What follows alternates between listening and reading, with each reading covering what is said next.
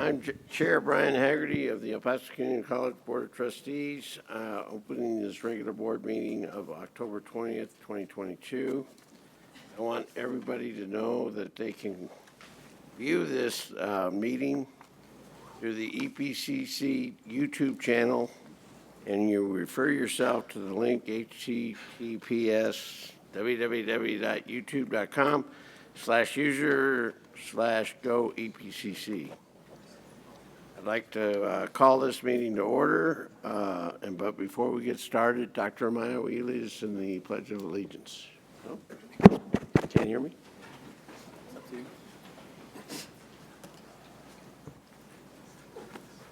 I pledge allegiance to the flag of the United States of America and to the republic for which it stands, one nation, under God, indivisible, with liberty and justice for all.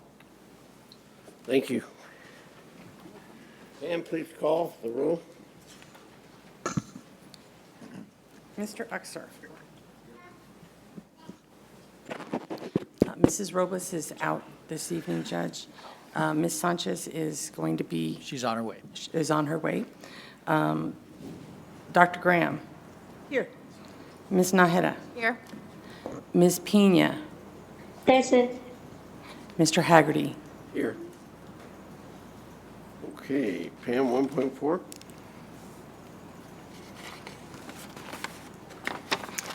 Approval of minutes, there is none. 1.5, welcome to guests and staff members. Item 1.6, open forum. We at this time have no one signed up for open forum. Okay. Item 1.7, presentations by individuals, groups, and organizations. Item 1.7.1, Dr. William Serrata, College President, will recognize individuals who have retired from El Paso Community College.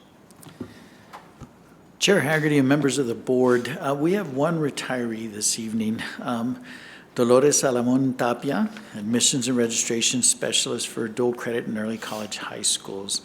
Ms. Tapia will retire from El Paso Community College with 36 years of service.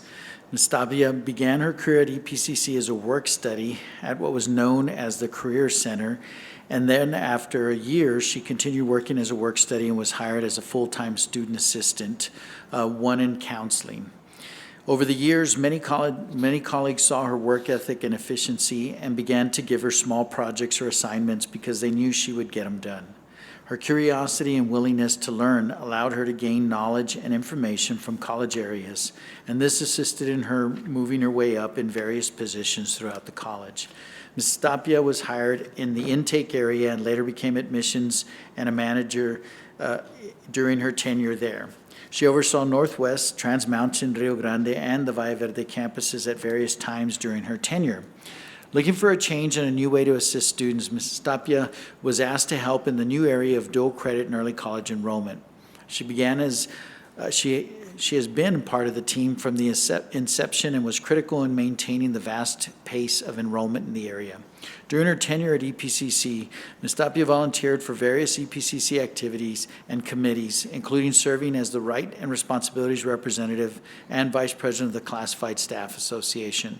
She also participated in the Leadership Academy and volunteered as a representative for EPCC for judging science fairs and Operation College Bound. As an employee and graduate of EPCC, she understands the value of education, which is evident in the patience, compassion, and care she shows when working with students. She always took the extra step to ensure that students and staff members were always served to full capacity. She would find the answer if she did not know the answer.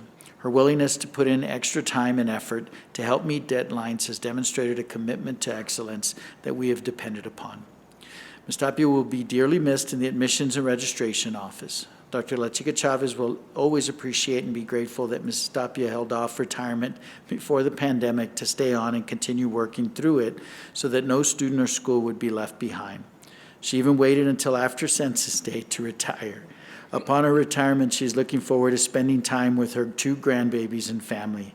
Ms. Tapia, thank you for all you've done for EPCC over the past 36 years. We wish you a happy and healthy retirement.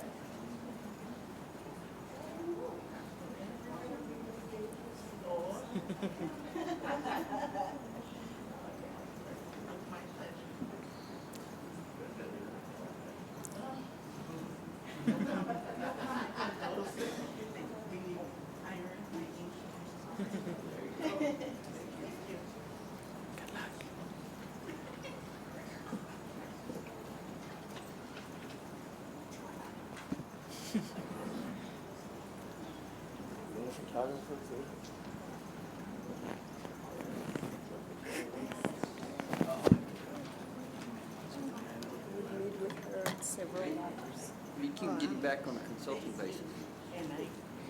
They should get a picture of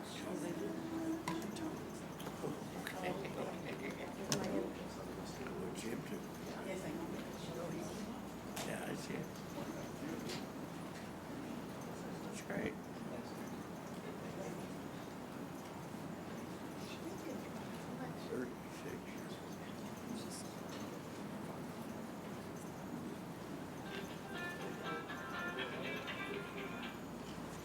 Yeah, I know. Oh, Okay, Pam, 1.7.2. item 1.7.2, Dr. Christian Servin, Computer Science Associate Professor, will recognize computer science students that participated in the 2022 Great Minds in STEM Conference.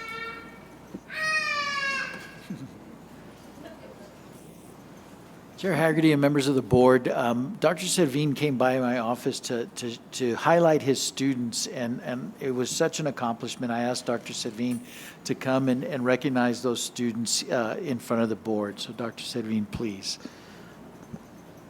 Board, and thank you very much for the kind invitation. The majority of my students are right now taking the workshop of the binational effort that we actually taking place between EPCC and other partners between Ciudad Juarez and El Paso. So right now, a couple of them, they were on their way, but they were actually, I guess, taking that workshop very seriously. But it is my great pleasure to announce that for the 2022 research capacity that is in the Great Mind System. Great Mind System is a national conference that actually takes place every year. This year took place in Pasadena, California, from October the 5th to the 7th. And the students, it was one of the areas here, which is the research capacity. Students participate with bringing their research in a form of a poster. And the work was actually, surprisingly, was actually taking the first and the second place nationally speaking. So students from EPCC brought a competition for more than 90 posters in the competition nationwide, including graduate and undergraduate research. So they got the first and second place. Also, a group of students, there was a total of 10 students who actually participated, take it to Pasadena. There was a group that received honorific mention for the hackathon. The hackathon is a competition for cybersecurity purposes, and they actually receive an honorific mention in that. So we're very pleased to announce that notification in front of EPCC. Hey, Doctor, on behalf of the board, would you please let them know that we are very proud of them for what they have accomplished? Thank you very much. So thank you very much. Great job, thank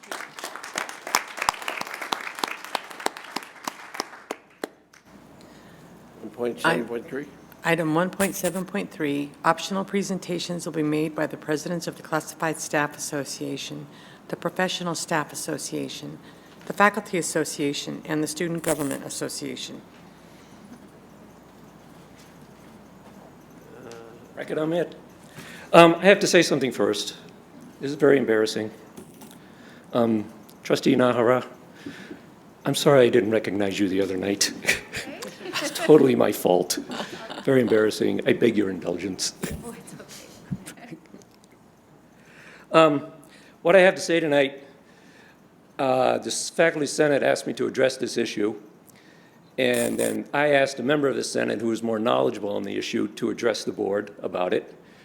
And unfortunately, she is out of town at a conference, so she wrote something, and so I'm going to read it for her. So, okay, Mr. President, trustees, vice presidents, deans, guests, all you out there in cyberspace, here we go. Dear Board of Trustees, my name is Manuela Gomez. I am an EPCC professor of philosophy and a faculty senator. I am speaking to you at the request of President Burnham, who was directed by the Faculty Senate to inform you that EPCC is out of compliance with ADA laws requiring accommodations for people with disabilities. During our last Faculty Association meeting, EPCC faculty and staff expressed their concerns about accessibility to President Serrata and Vice President Smith. There was frustration about the ongoing problems with the elevators, especially the one located in the C building at Valle Verde, which has not been working since the beginning of fall semester. This elevator is essential to connect students and faculty with disabilities to the library, student leadership, and campus life, the curriculum office, the police department, and the second floor. Going around the entire campus to the elevators in the A building is the only way to get to the second floor of the C building.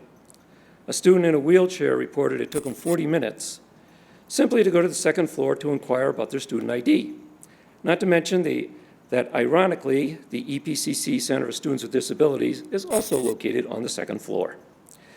For those who need access to anything beyond the second floor of the C building, there's absolutely no access at all. I learned this after breaking my foot a couple of days after our Faculty Association meeting. I have not been able to go to my office in the fourth floor of the C building because there's no access. It's been 3 long months, and I've had to meet with students in the cafeteria, parking lot, or online. Luckily, my disability is temporary. However, our faculty senators have received many complaints from their constituents and from students who feel discriminated and overlooked.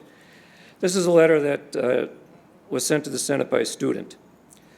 This is my first semester attending Valle Verde. I'm a student with disabilities, and I'm wheelchair bound.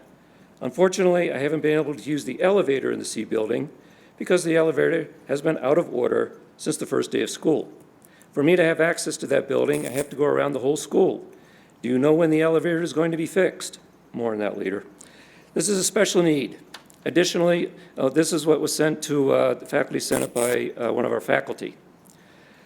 On my way to my office from the B to the C building, I saw a student in a handicapped wheelchair discussing his frustrations with the elevator with another student who was using a walker.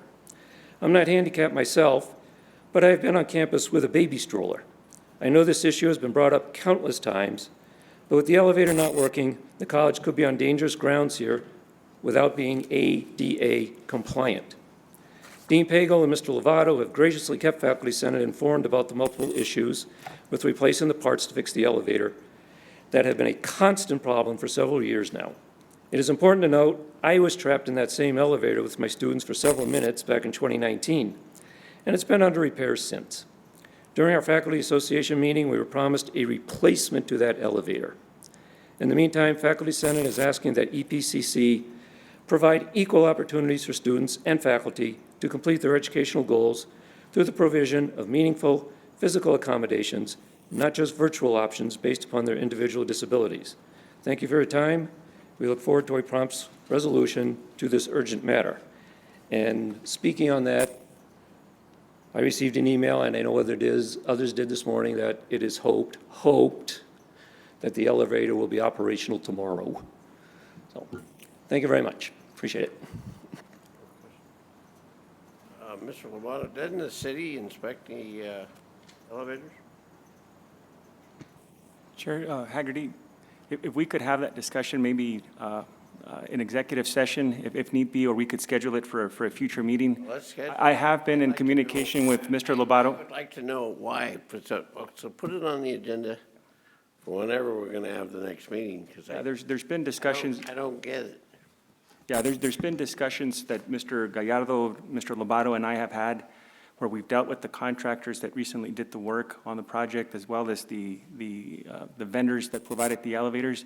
We're working on achieving some type of resolution, but because there's, I don't want to say anticipated litigation, we just want to make sure we have the discussion We'll afterwards. discuss it at another meeting, but Sure. I'm quite concerned why he's talking 2019. This is 2022. Anyway, let's put it on the agenda. Thank you. Anybody else want to give us a presentation? Students? How about the professional staff? Okay, Pam, 1.8. Item 1.8, Communications. Item 1.8.1, Discussion and Review by the Board of Trustees regarding data, statistics, policies, and general information related to El Paso Community College. Chair Haggerty, Dr. Julie Penley, our Vice President for Research, Accreditation, and Planning, will provide the board with an update on where we are with our KPIs. I'll remind the board that when we started these presentations, one of the earliest presentations we did was on our key performance indicators, and Dr. Penley will update the board on the progress that we have made, as well as some of the setbacks that we've seen. Thank you, Dr. Sarata.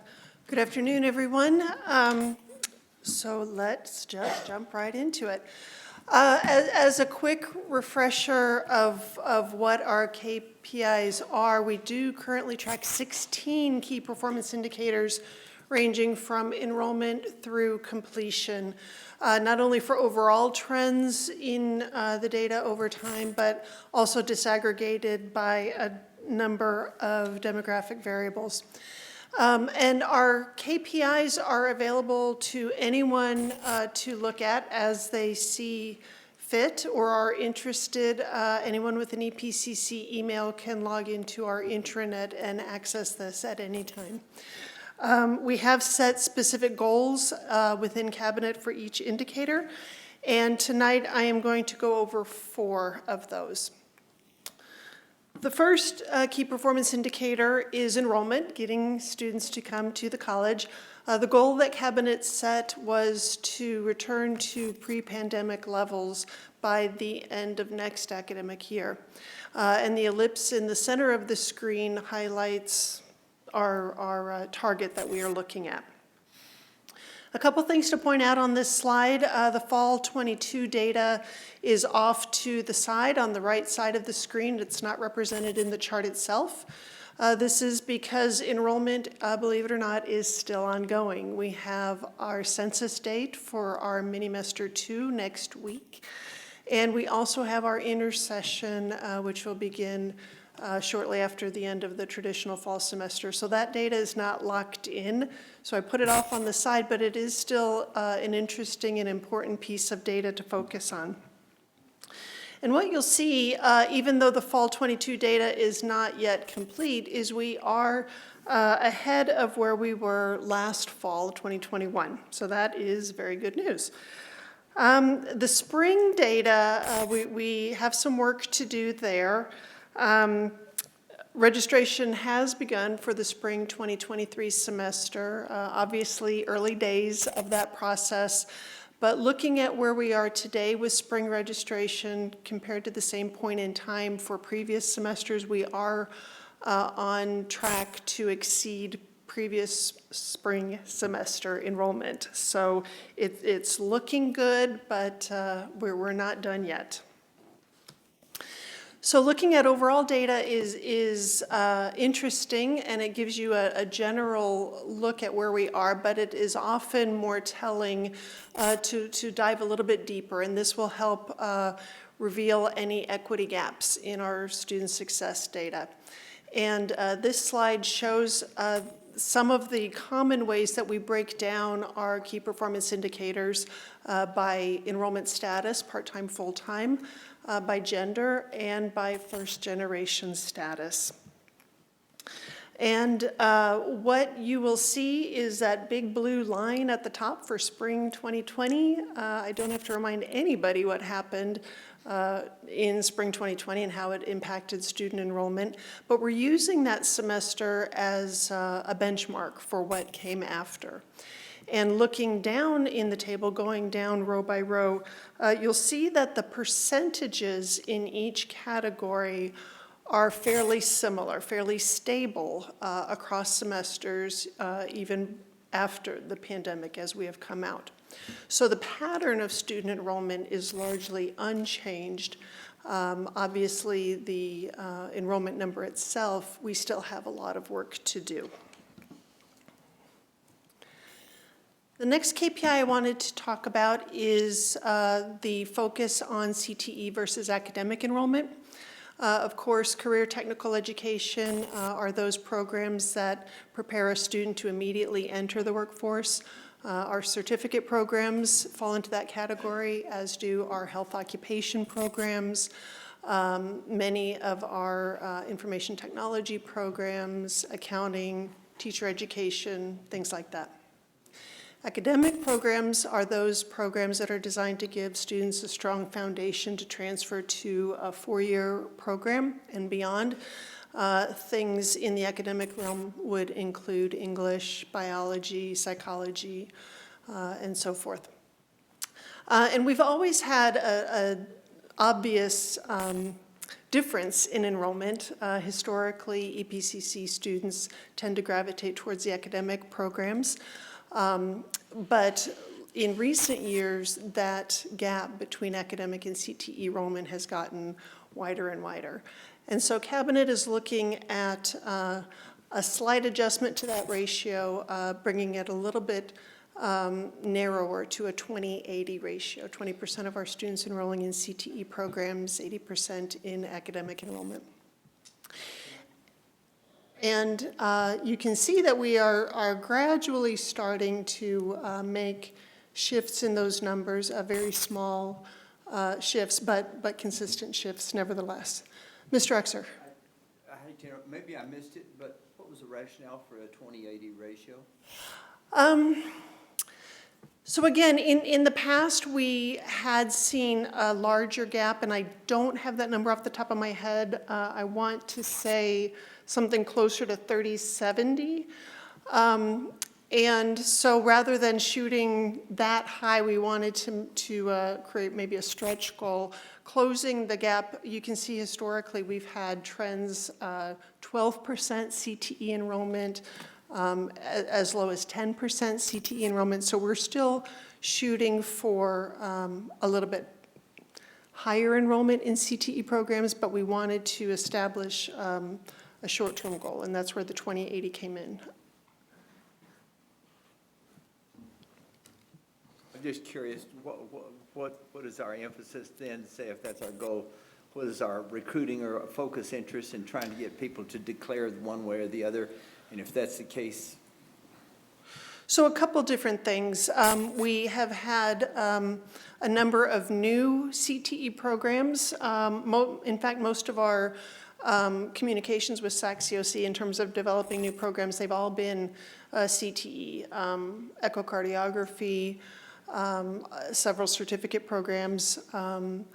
We're also making a greater push to have students go through career exploration, and we're not pushing them in one direction or another, but we're helping them see the variety of programs that the college offers.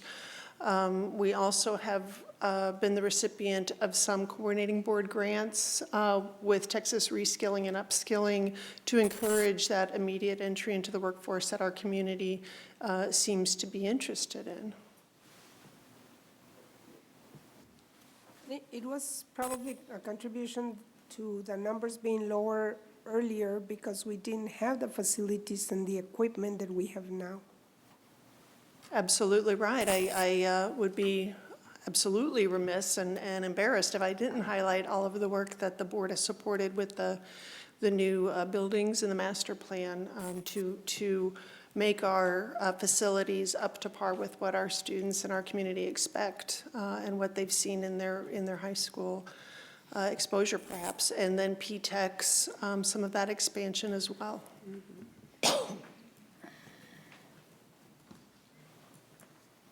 It seems to me that if you develop another statistic where it was percentage enrollment versus seats available or demand for, I think what you're saying is that we're pretty much at capacity for the programs.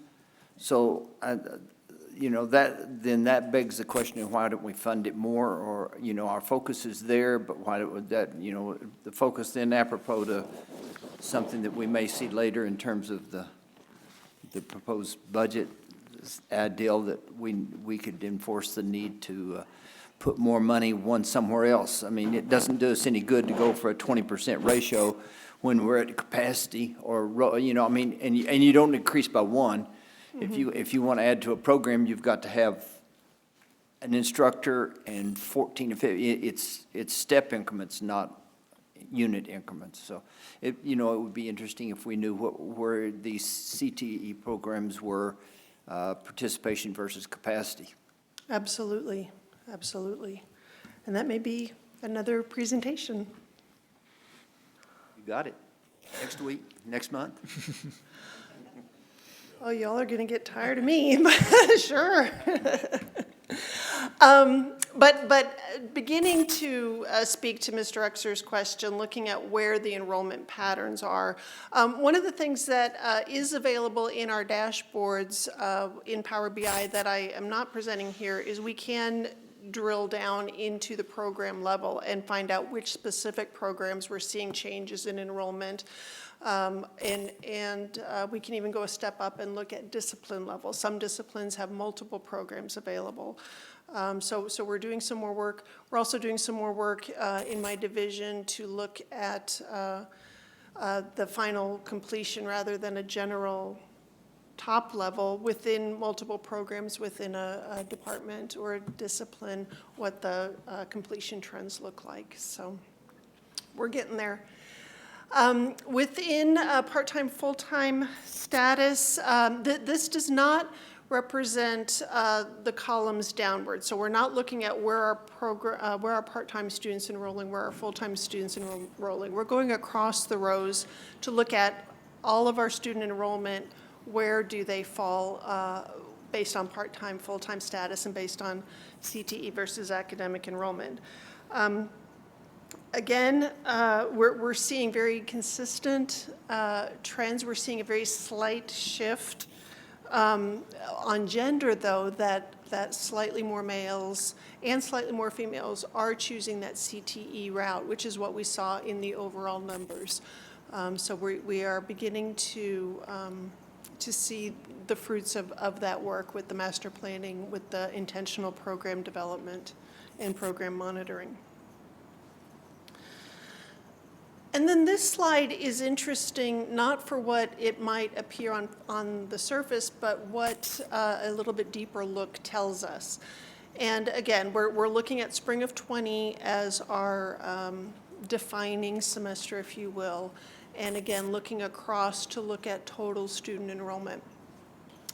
And if you are looking and adding some of these numbers in your head, you might start to scratch your head somewhere around spring of 2021. Going across those four columns, it clearly does not add up to 100%. It doesn't even come close. What we're having in our department and what we're having across the college is generation status is a self-reported measure. You know, we can tell what students are enrolling, whether they're full-time or part-time. They don't have to tell us. We can tell that in the information. We do rely on students to self-report gender, ethnicity, first-gen status. And somewhere around spring of 2021, students stopped self-reporting that. They left that blank. There are some suggestions why that's happening, but at the end of the day, we've got a few semesters worth of data to tell us that this may not currently be a viable way to look at our data. We may need to look at other ways of disaggregating rather than first generation status. So I wanted to bring that to your attention because I know that there is a lot of interest intrinsically in many of our minds, and certainly at the state level and the national level for first generation students. Right now, I'm not comfortable with the data along those metrics because for whatever reason, we're not getting that information from students. One other quick question. Sure. We're saying that maybe somewhere around spring 21, the people just decide they're going to quit telling us things. Is this unique just to first gen, or is it across the board we're seeing a drop-off in, I mean, they'll tell us what their name and their major is, and that's all they're going to tell us? So we can, well, we don't even have to ask for major. Well, Yeah. indirectly we do. I Okay. mean, they do have to indicate what their major is, and whether Or that their changes down the area. road, that's another Yeah. conversation. That we don't see this type of gap with gender, although we are still seeing, beginning to see some where it is unreported. When it comes to ethnicity, we are seeing a lot more 2 or more ethnic groups, which is an option that students can select. And so collectively, what this tells me is that we have to start looking at some qualitative data. We have to actually talk to students Yeah. to get some of this information from them. I guess the question is, are you seeing non-reporting across the board in 21, or is it up and down depending on what the particular topic is? It's primarily focused on the first-gen status. Okay.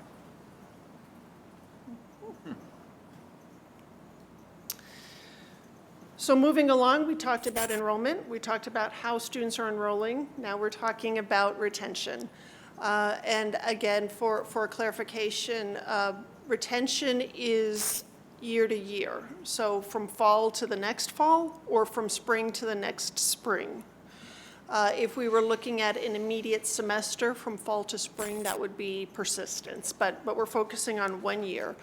The goal here is to see an increase in retention by 2% each semester, both for fall to fall and for spring to spring. And again, the ellipse is sort of our target focus, which is the pandemic, the early stages of the pandemic year. What we are seeing, and again, these are different student groups. These are first-time in college students, each column. So the first-time in college in fall of 19 are obviously a different student group than the first-time in college fall of 20. But what you can see on this graph is for the fall semesters from the pandemic forward, we are seeing an increase in retention.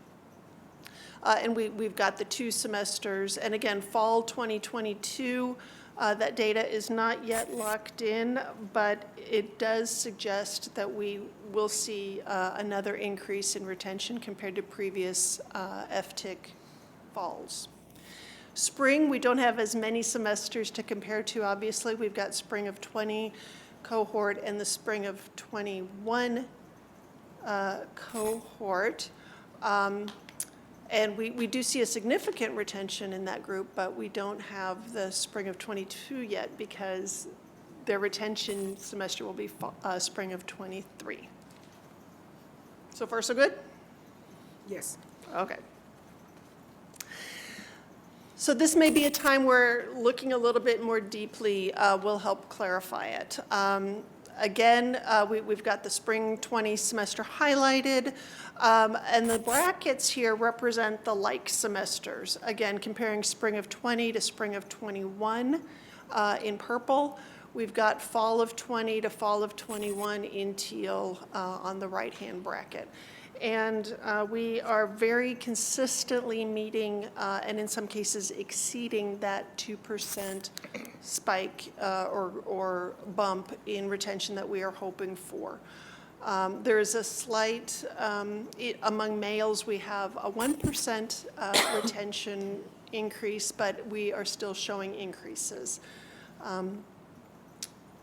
which is outstanding. And the last KPI I wanted to talk about this afternoon are our annual awards, both degrees and certificates. Initially, we had set a goal of 5,000 awards annually. And then with the pandemic, we thought that might, again, be a little bit amiss, and maybe we need to focus on showing some growth right now before we consider returning to an overall flat number. So that's why we shifted gears into showing an increase of 2% annually. And as you can see, this slide is not as optimistic or as positive as some of the previous slides. We are seeing we saw some increase the year after the pandemic in the 2021 academic year, but we did not continue that momentum in the last academic year. Isn't that a reflection of the pandemic restricting enrollment to start with? It could very well be, yes, is depending where students were along their path at the time of the pandemic. They might have pushed through and completed, they may have been further along. If they were earlier in their program, it might have been a struggle for them to regain their momentum and to continue on. Or they may have chosen to leave to enter the workforce immediately. As we've discussed in the past, it's always a little tricky to think about how to capture data when the population of interest is no longer available.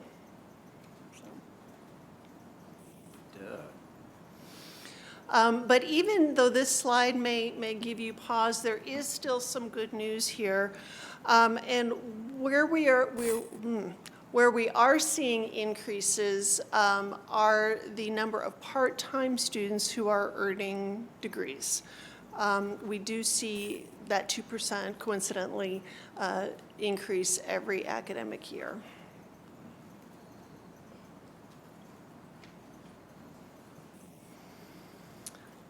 Gender, there are some bright spots, but we don't see a consistent trend. We are seeing a slight increase among males obtaining their degree, females obtaining their certificates, but again, it's very difficult to make some firm interpretations based on 1 year or even 2 years in this case worth of trends.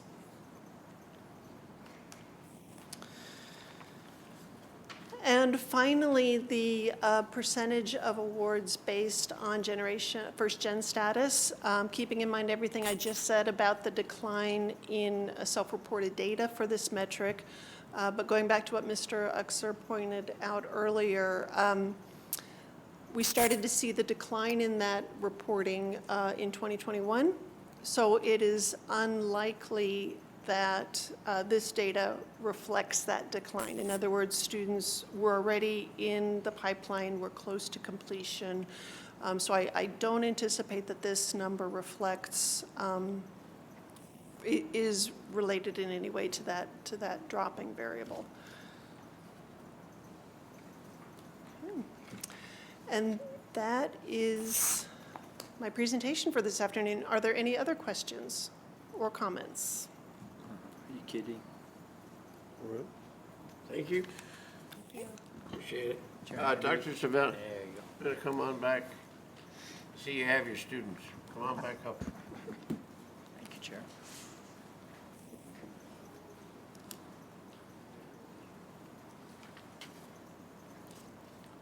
Thank you very much. The students arrived, and they're here. I'm pleased to announce that the students are here, the first and the second place for the research awards that they receive in the Great Minds in STEM, and also this is part of the group that participate in the hackathon in the Great Minds in STEM. Thank you very much for the opportunity to wait for my students. Thank you very much. You all want to introduce yourselves?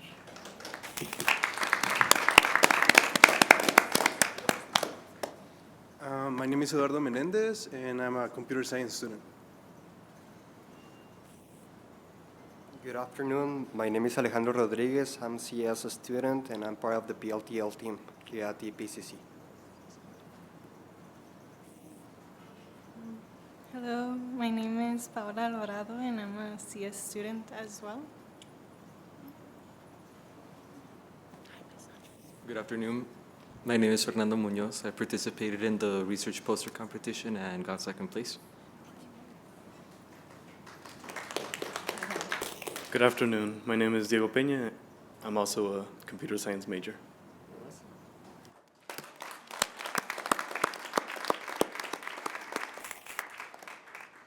Keep up the good work. So what were the posters that you created? The posters consisted of a research that we conducted over 8 weeks here at El Paso Community College under the mentorship of Dr. Zerwin and Ms. Nadia Karishev. And what was the research about? My research was on autonomous vehicles, so the ethical dilemma of autonomous vehicles and how we can improve them for future generations. It's pretty good. And Brian Rodiles, who cannot be here with us today, He worked with the protection of SCADA systems and windmills. Wow, okay. And the others, what did you all present? I also did research. My research was based on the data analysis of social media in order to solve problems like cyberbullying. And did you get some good results?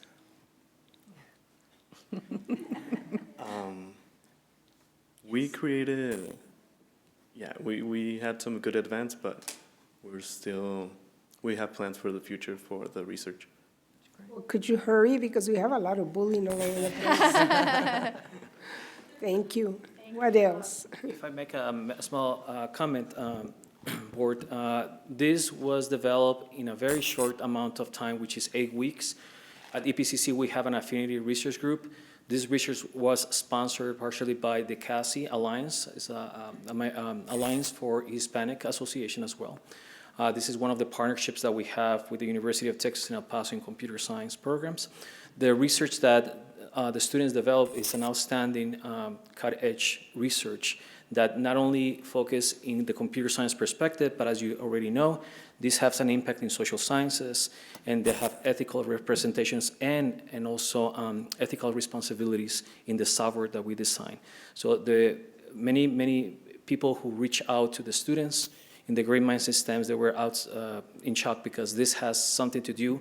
I believe my students are very humble, but they receive also job interviews with Boeing and Lockheed Martin when I was there, and I think they have been in the process, I don't want to spoil anything, but they are right now in the process of a second interview as well. Great. Wow.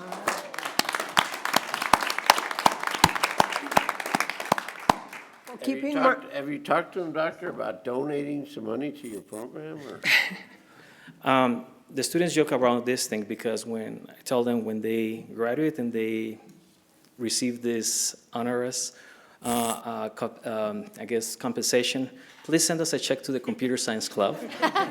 And that is only for the purpose to keep disseminating these big best practices, as you all know. I'm just teasing, but. But keep in mind that also the business world is favoring bilingual, so practice your Spanish as much as you practice your English. Absolutely. One of the, as an ex-high school teacher, and I taught physics, I appreciate what you have, but I would suggest that you recruit more ladies. The guys are good, but you need more like them too, because they'll push you. Absolutely. So and grab the girls. Absolutely. We're very lucky to have Ms. Nadia Kadishev, who is one of the newest additions to the faculty. She's also been disseminating best practices in women in cybersecurity, women in computing, as well as we're trying to align with the NCWIT, which is the National Cyber Center for Women in Information Technology. So we're doing efforts in order to increase that capacity and increase the gender representation that we have. I hope that young lady up there is the president of the club. She just volunteered, yes. Well, we're very proud of you and the work that you're doing, and you have an excellent professor to guide you, so thank you for all that you're doing. Thank you very much. Congratulations to you all.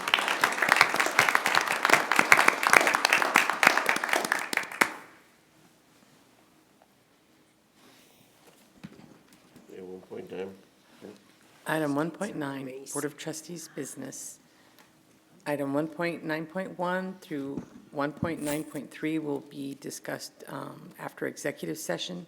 Item 1.9.4, discussion and action to approve the reimbursement payment of $251,509.17 to the City of Socorro for services provided by AO General Contractors Incorporated pursuant to the interlocal agreement for the road work between the college and the City of Socorro. Move to approve? Second. I have a question. Where are these funds? Where do they come from? Shaughnessy. I'm sorry, Mr. Hagerty, I didn't hear your question. Well, I guess this is a road that It's out by Mission, I assume. This is, yes, this is the turnoff. It used to be that it was when the Department of Transportation built that road, the new Waco Tanks Road, they failed to do a turnoff into our property. So students had to go further down to turn around to get into our property. So this was actually a safety concern. And so we discussed that with the city of Socorro, and the city of Socorro agreed to, because that's not our property, that road is not our property. So the city of Socorro agreed to actually contract with AO Contractor to actually do that road for us. Okay. And so there was an interlocal agreement that was negotiated with El Paso Community College and was signed, and the work was performed. So where do the funds come from? It's coming from our planned funds. It's already earmarked, sir. Already budgeted. All right, thank you. You're welcome. Okay, we have a motion and a second. Any other discussion? Call the question, Pam. Mr. Uxer? Aye. Ms. Sanchez? Aye. Dr. Graham? Aye. Ms. Nájera? Aye. Ms. Pena? Aye. Mr. Haggerty? Aye. Item 1.10, Board Reports. Item 1.10.1, Treasurer's Report. There is none. Item 1.10.2, President's Report. Item 1.10.2.1, Dr. William Serrata, College President, will update the Board of Trustees and audience on recent events that have transpired at El Paso Community College, to include an update on the COVID-19 pandemic and appropriate actions taken. Good evening, Chair Haggerty, members of the board. I'd like to start my report by announcing that I proudly accepted the recertification of the Seal of Excelencia in Washington, D.C. Earning the Seal of Excelencia, recertification represents the measurable impact we're having on our students, our state, and our nation. Excellencia in Education announced institutions earning the prestigious Seal of Excelencia and institutions being recertified with the seal based on their data, evidence-based practices, and leadership on how they intentionally serve Latino students. EPCC was one of the institutions recertified for continuing its transformational journey. In 2019, EPCC was part of the inaugural cohort to receive the Seal of Excelencia, a national certification process supporting institutional transformation to serve Latino and all students. The Seal of Excelencia is an important example of Excelencia's transformational strategies to move the needle beyond simply enrolling Latino students to ensuring that they are recognized, supported, and ultimately graduated from our college. EPCC focuses on student success and is proud to have this commitment validated by being recertified with the Seal of Excelencia. I want to thank the board, faculty, and staff that support a path to make progress in serving Latino students. The Language Institute celebrated International Day, a multicultural celebration where currently enrolled students and former students met their fellow classmates, learned about different cultures, and enjoyed light refreshments, music, and entertainment. The annual International Day originated 7 years ago to provide students with the opportunity to learn about each other, engage in cultural activities, and represent their country by wearing ceremony or traditional clothing. I want to thank the students who have embraced this opportunity to learn about each other's cultures. The EPCC cross-country teams were ranked in the top 5 by the U.S. Track and Field and Cross-Country Coaches Association. The cross-country teams competed at the prestigious Oklahoma State Jamboree against many universities and colleges from around the nation. The men's and women's teams were both the top national junior college athletic association schools and finished ahead of most universities involved at the meet. The Tejanas, who are ranked 3rd in the nation and finished in 18th place.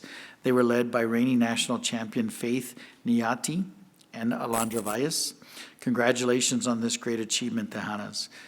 Back in 2021, the college was one of 26 recipients of Humanities Connections grants. This past week, the college was awarded a National Endowment for the Humanities funding to develop a humanities STEM hybrid pilot program for first-year students.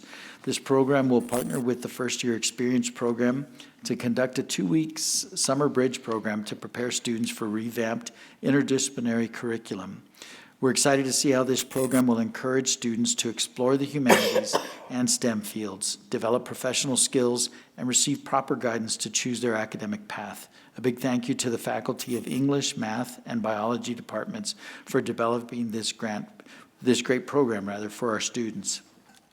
The Jenna Welsh and Laura Bush Community Library at the Northwest Campus, in partnership with the El Paso Public Libraries, is among over 160 public libraries nationwide awarded funding by the Public Library Association to conduct digital literacy workshops using digitallearn.org resources.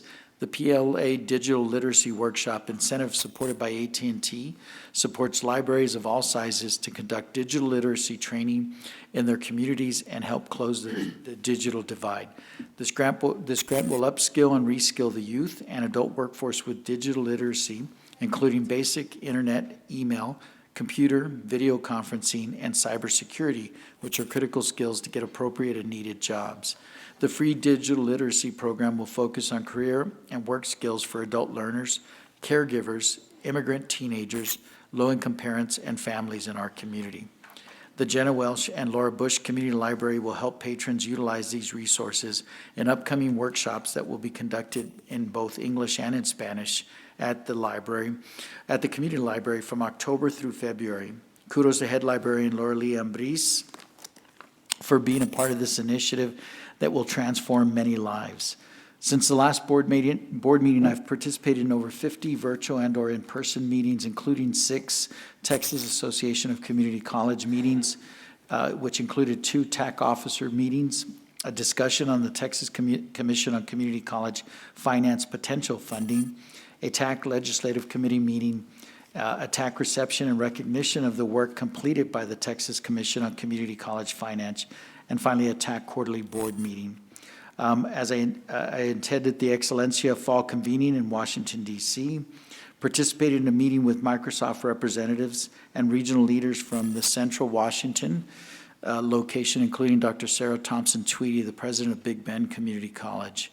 Participated in implementing and scaling 8-week courses, a webinar series for dual credit and early college high school students. Met with Dr. Wilson, the UTEP president. Attended the Fajitas and Margaritas Scholarship event alongside Dr. Graham, Ms. Sanchez, Ms. Nahda, and Mrs. Robles. Thank you all for representing the board.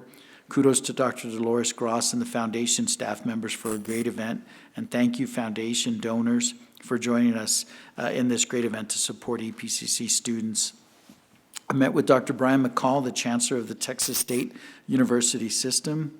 Attended the Lumina Compensation Committee meeting, met with Tony Wen and Cassandra Urrutia, staff members from Senator Blanco's office, participated in the public EPCC redistricting committee meeting, served as a panelist on a webinar on post-secondary pathways engines for equity, the role of community colleges in access to higher education.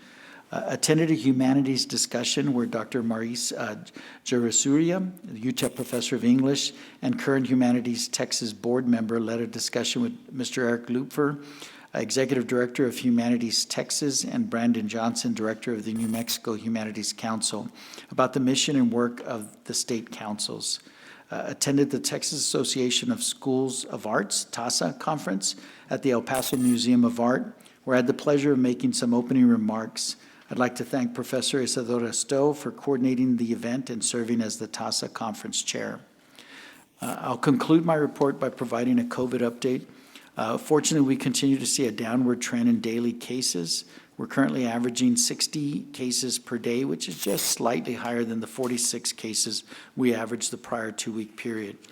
We currently stand at 84% of the population aged 5 or older that is fully vaccinated, that is partially vaccinated, and 99.9% of the population that's fully vaccinated, having received their first vaccination, rather.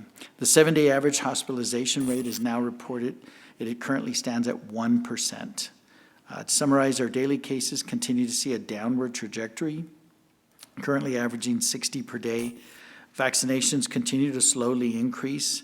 And as a reminder, the metric that's most significant is the 7-day average hospitalization rate, which currently stands at 1%. It was 2% last report. The benchmark rate for the benchmark for this rate is 15%. So should we approach 15% in our community, then we will adjust accordingly.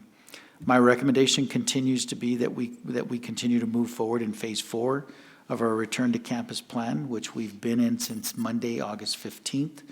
Phase 4 of our return to campus plan has the college operating at full capacity.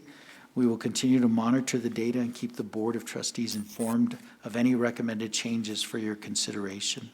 I'm happy to answer any questions or concerns that any board member may have. Anybody have any questions for Dr. Ross? Thank you for your report, Dr. Thank you, Judge. Item 1.11, consent docket. Note this includes item 3.2. Motion to approve? Second? Any discussion? Call the question. Mr. Uxer. Aye. Ms. Sanchez. Aye. Dr. Graham. Aye. Ms. Naheda. Aye. Ms. Pena. Aye. Mr. Haggerty. Aye. Item 2.0, administration, none. Section 3, personnel, action items are 3.1 and 3.2. Item 3.1, discussion and action to approve full-time staff and faculty recruited in positions funded by the institutional budget. Move to approve? Second? Any discussion? Call the question.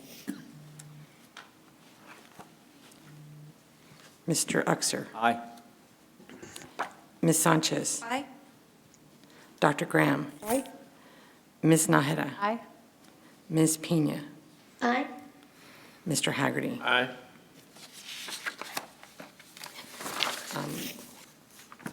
Actually, item 3.2 was adopted on the consent docket. Item 3.3, information items, resignations, and retirement. No action is required.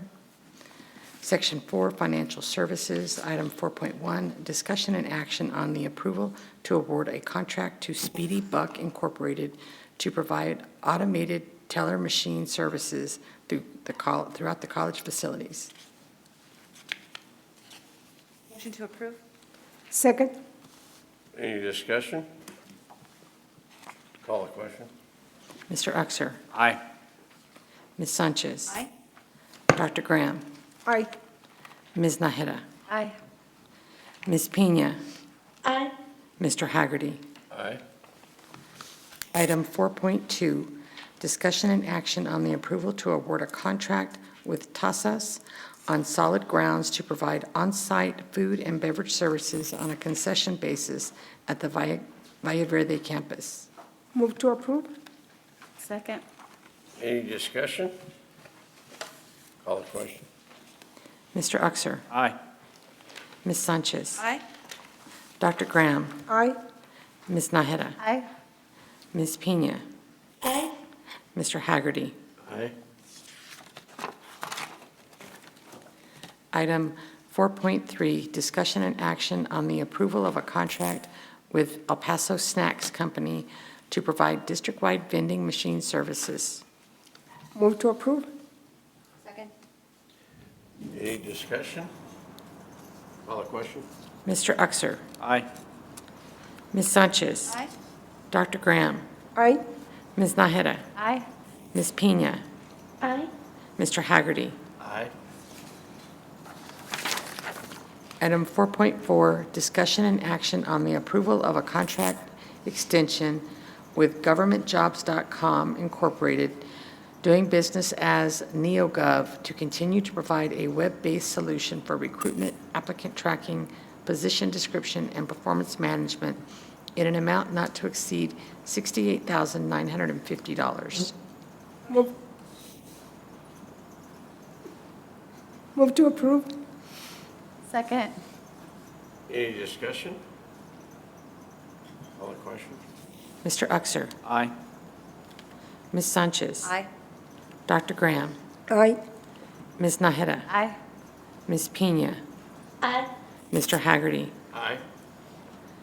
Item 4.5, discussion and action on the acceptance of a Texas Higher Education Coordinating Board reporting modernization 2 grant in the amount of $24,360. Move to approve. Second. Any discussion? Call the question. Mr. Uxer? Aye. Ms. Sanchez? Aye. Dr. Graham? Aye. Ms. Naheda? Aye. Ms. Pena? Aye. Mr. Haggerty? Aye. Section 5, physical facilities, there are none. Section 6, curriculum and instruction. Item 6.1, discussion and action on the approval of an increase to the board-approved contract award with PDX Printing for the printing of continuing education class schedules in an additional amount of $10,000 to the previously approved amount of $66,961. Move to approve 6.1 and 6.2. Second. Okay, reading it, 6.2. Yep. Item 6.2, discussion and action on the acceptance of a grant from the U.S. Department of Labor Susan Harwood Targeted Topic Training Program in the amount of $160,000. Any discussion on 6.1 and 6.2? Dr. Smith, tell me about Department of Labor giving us $160,000. Thank you, Chair Haggerty. The department responsible for doing workforce safety training falls under the auspices of AVP Blaine Primozic and previously Barry Bogle. They've been doing an excellent job of getting a number of different grants designed to improve the safety and performance of folks working in very close quarters for this particular grant, but other safety training, including OSHA, for some of the other ones. And I think we've got Mr. Primozic, and I don't know if Mr. Bogle is in the room or not, but thank you to the grants office as well as those two individuals for their continued good work. On behalf of the Board of Trustees, we appreciate all your hard work. We'd like to see a little increase. We will continue to pursue those, absolutely. Thank you, Dr. Mr. Uxer? Aye. Ms. Sanchez? Aye. Dr. Graham? Aye. Ms. Naheda? Aye. Ms. Pena? Aye. Mr. Haggerty? Aye. Section 7, Student Services, Item 7.1, discussion and action on the approval of a contract award to College Board to support required academic assessment testing of students in an amount not to exceed $120,000. Move to approve. Second. Any discussion? I just have a question. Dr. Smith, what happens if they don't do well on the AccuPlacer? Do we reject them? We do not. We have all sorts of supports for students that don't do well under the AccuPlacer, so we have a broad safety net to help students that need additional assistance. Okay, and the ones that take the TSI will not take the AccuPlacer, right? They're designed for different purposes, absolutely. Okay, so do we ever have some that are taking the TSI at the college? Yes, ma'am. We do. Absolutely. And how do you determine who takes which one of the two? I'll defer to Vice President Amaya for this particular item, if he's okay. Sure, that's a good question.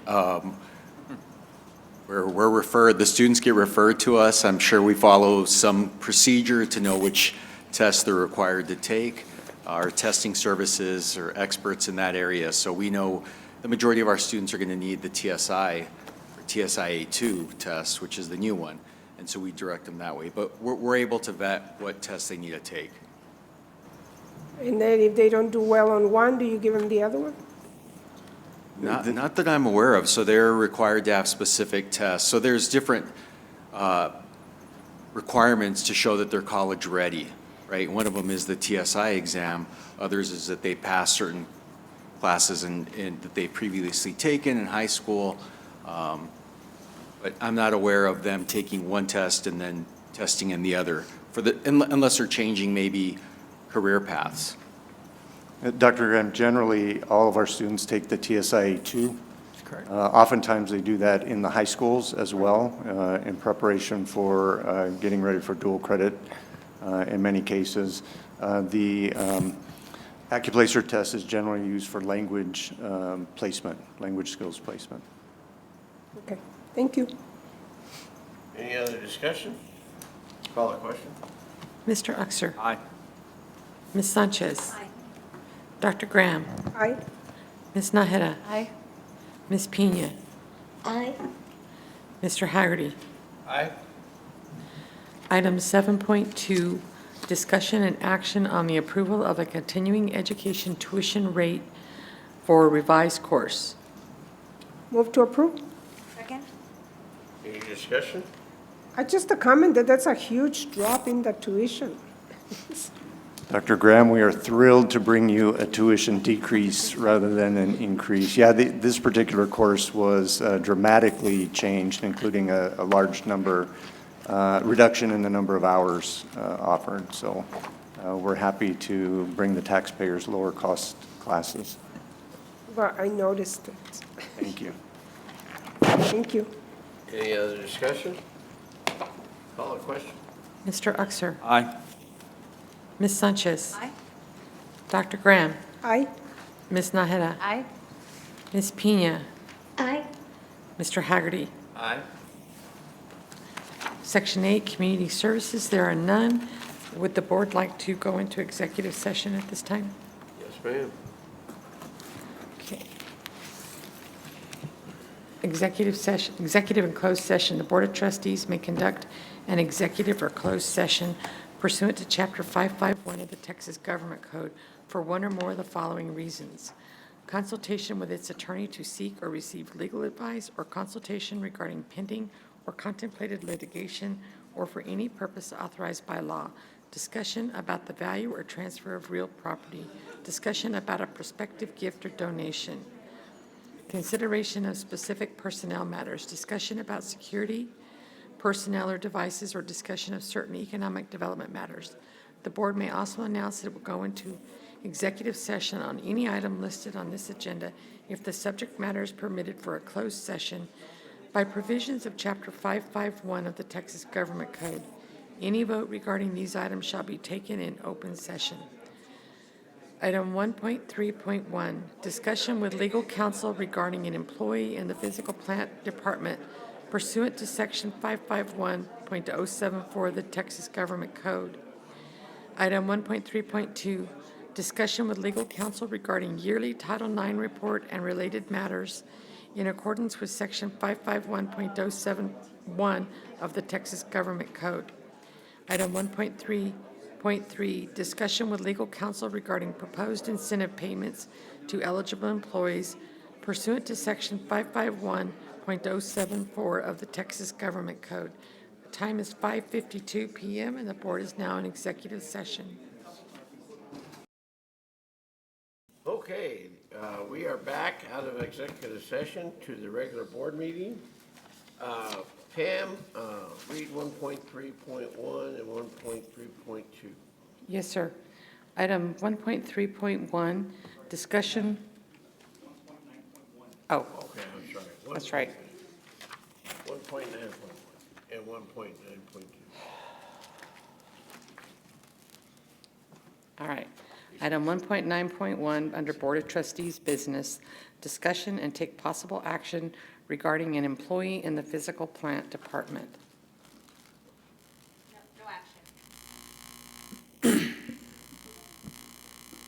Item 1.9.2, discussion and take possible action regarding yearly Title IX report and related matters. No action. 1.9.3. Item 1.9.3, discussion and take possible action regarding proposed incentive payments to eligible employees. I'll go ahead and read a proposed declaration. This declaration will be provided in the form of also a resolution that will be attached to these minutes and then will be signed by the members of the board. So the declaration reads, the El Paso County Community College District Board of Trustees recognizes that officials in the city of El Paso and El Paso County have declared an emergency regarding the spread of COVID-19, and that the territory, including the College District, is within the areas where an emergency has been declared and has not expired. The Board of Trustees also recognizes that COVID-19 has been and is an unforeseen and unavoidable emergency of urgent public necessity, that the World Health Organization has declared COVID-19 a global pandemic, and that additional emergency declarations may follow. The Board of Trustees finds a substantial public purpose exists in protecting the health and safety of its students, staff, and community, and therefore desires to ensure that the College District continues to be prepared to the fullest extent possible to protect the health and safety of students, staff, and the community in light of COVID-19. The Board of Trustees finds a public purpose also exists in retaining its employees, reducing turnover, increasing morale, helping employees focus on work-related matters while at work, facilitating the return of employees to normal operations during the state of disaster, and providing inflation relief to employees caused by COVID-19 induced interruptions in the global flow of goods and services. The Board of Trustees finds that the aforementioned public purposes are fulfilled by awarding reasonable prospective one-time payments to employees in furtherance of employee retention, loyalty, and morale during this historically challenging time, and as an incentive for continued teamwork and dedication of College District's employees as the COVID-19 pandemic continues to impact our institution. So that will be the resolution that we have, and we will need to put it in the record. But my proposed motion for this is for the reasons stated in this board's declaration and resolutions of today's date. I move to approve prospective incentive payments to eligible employees in the amounts of $1,000 for eligible part-time employees and $2,500 for eligible full-time employees, and to authorize the administration to administer these payments consistent with applicable law and policy. Second. Any discussion? Call the question. Mr. Uxer. Aye. Ms. Sanchez. Aye. Dr. Graham. Aye. Ms. Nájera. Aye. Ms. Pena. Aye. Mr. Haggerty. Aye. Do we have to discuss 1.3.4, no action? Okay, all right. Next board meeting is November the 29th at 4:30 here at this fantastic location, so we'll see you all here on November 29th. Do I have a motion for adjournment? So mine. All in favor? Aye. Aye. We are adjourned.